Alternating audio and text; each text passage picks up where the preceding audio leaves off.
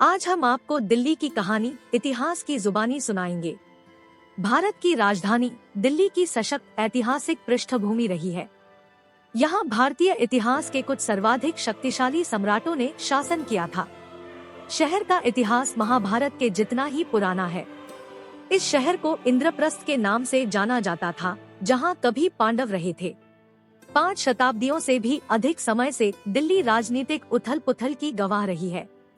हम बात करें ऐतिहासिक दस्तावेजों की तो दिल्ली के बारे में पहला जिक्र 737 ईस्वी में मिलता है। तब से लेकर अंग्रेजों के अधिकार तक दिल्ली मुख्य रूप से 7 बार उजड़ी और 7 बार बसी है। 7 बार आबाद होने के दौरान अलग अलग शासकों ने यहाँ पर 7 शहर बसाए। यहाँ खिलजी और तुगलक वंशों के बाद मुगलों ने शासन किया। वर्ष 1192 में अफगान योद्धा मोहम्मद गौरी ने राजपूतों के शहर पर कब्जा किया। 1206 में दिल्ली सल्तनत की नींव रखी। लोधी जो दिल्ली के अंतिम सुल्तान साबित हुए, उसके बाद बाबर ने सत्ता संभाली, जिसने 1526 में पानीपत की लड़ाई के बाद मुगल साम्राज्य की स्थापना की। आरंभिक मुगल शासकों ने आगरा को अपनी राजधानी बनाया और दिल्ली शाहजहां द्वारा पुरानी दिल्ली की दीवार के निर्माण के बाद ही यह शहर उनकी स्थायी गद्दी बन पाया। हिंदू राजाओं से लेकर मुस्लिम सुल्तानों तक दिल्ली का शासन एक शासक से दूसरे शासक के हाथों जाता रहा। शहर की मिट्टी खून, कुर्बानी और देशप्रेम से सींची हुई है। प्राचीन काल से ही पुरानी हवेलियां और इमारतें खामोश खड़ी है। मुगल शासक मोहम्मद शाह के वक्त ईरान से आए नादिर शाह ने दिल्ली पर हमला कर दिया। वह तख्त-ए-ताउस भी अपने साथ ले गया। उसकी मचाई मारकाट में दिल्ली के 30,000 लोग मारे गए। इसके बाद ईस्ट इंडिया कंपनी की एंट्री हुई। अंग्रेज मजबूत होते गए और दिल्ली के मुगल शासक सिमटते गए।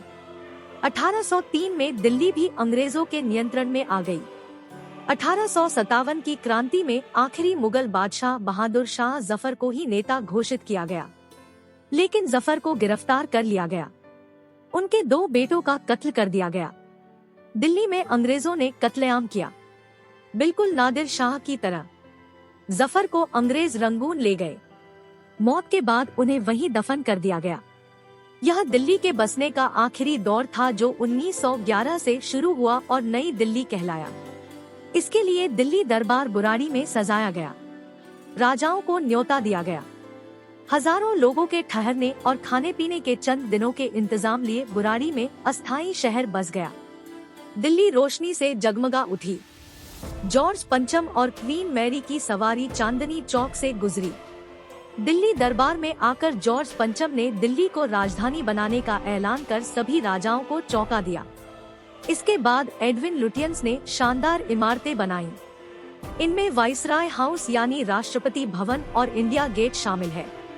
इसे 29,000 मजदूरों ने बनाया। शाही इमारतों के लिए धौलपुर, भरतपुर और आगरा से पत्थर मंगवाए गए।